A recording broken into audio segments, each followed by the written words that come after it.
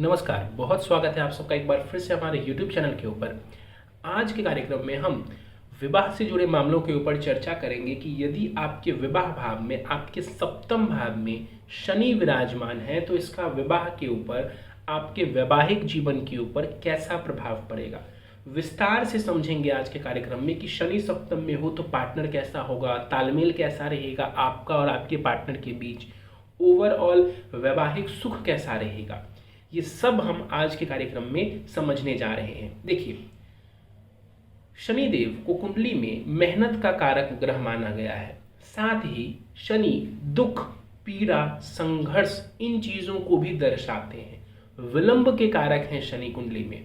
अब ये शनि किसी के कुंडली के सप्तम भाव में विराजमान हो तो निश्चित सी बात है कि ये जो गुण है शनि की, ये जो कारकत्व है शनि के, इसका प्रभाव आपके विवाह के ऊपर, वैवाहिक जीवन के ऊपर, आपके पार्टनर के ऊपर आपको देखने को जरूर मिलेगा।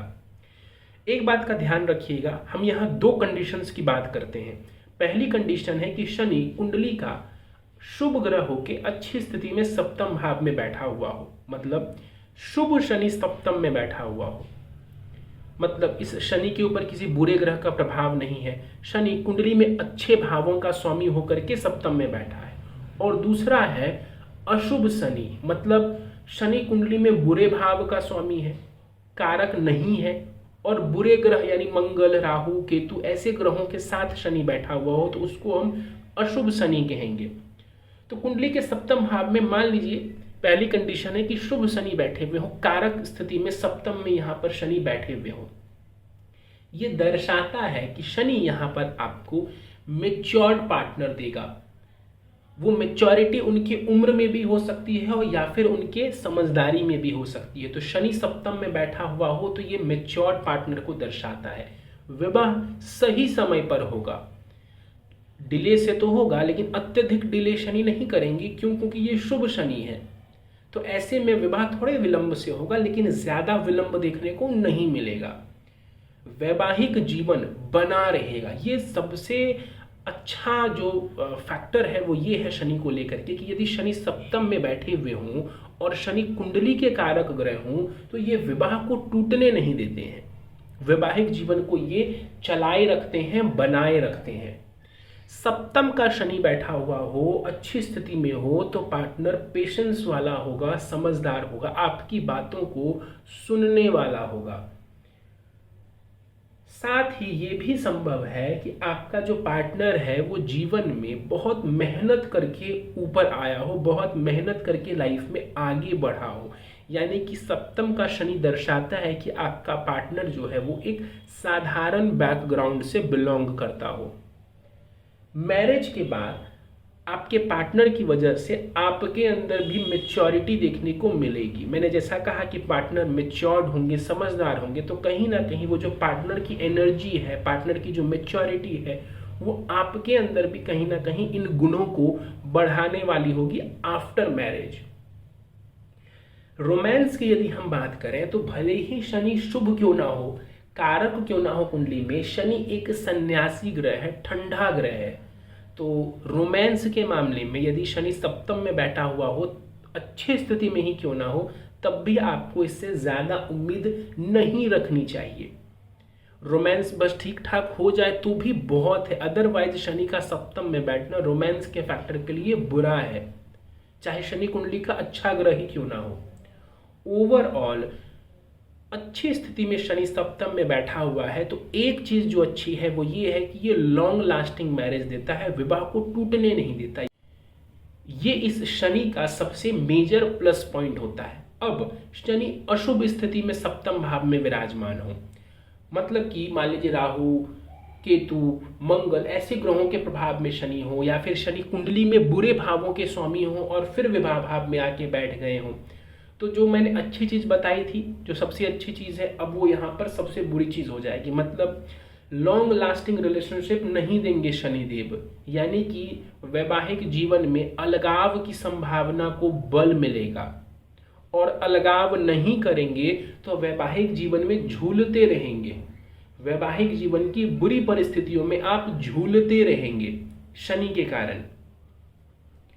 पार्टनर अंडरस्टैंडिंग स्वभाव का नहीं होगा, अपने हिसाब से चीज़ों को करने वाला होगा, समझेगा नहीं, मतलब आपके पॉइंट को नहीं समझेगा, सिर्फ अपने अनुसार से ही वो चलता रहेगा जीवन में। तो इस वजह से भी आपके वैवाहिक जीवन में परेशानी देखने को मिलेगी। पार्टनर मूडी स्वभाव का होगा, आपसे ज़्यादा मतलब नहीं रखेगा।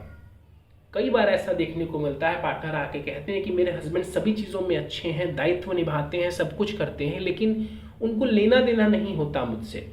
तो ये जो पार्टनर है ये मूडी स्वभाव का होगा, आपसे ज़्यादा मतलब नहीं रखेगा, भले ही आप उसके पति या पत्नी क्यों ना हो। डिफरेंस ऑफ ओपिनियन को दर्शाता है। शनि सप्तम में बैठा हुआ हो बुरी स्थिति में, ओपिनियन मैच नहीं करेगा। आपको ईस्ट जाना है, आपका पार्टनर वेस्ट जाने की जिद करेगा, तो ओपिनियन मैच नहीं करेगा, सोच नहीं मिलेगी आप दोनों की। रोमांस वाला फैक्टर यहाँ पर बहुत खराब हो जाएगा। मैंने पहले भी कहा था कि शनि अच्छा हो तब भी रोमांस वाले फैक्टर में ज़्यादा उम्मीद आप ना रखें। ये तो बुरा शनि है, ये तो कुंडली में अशुभ स्थिति में बैठा हुआ शनि है, तो रोमांस तो छोड़िए, वैवाहिक जीवन बना रहे यही बहुत बड़ी बात हो जाएगी।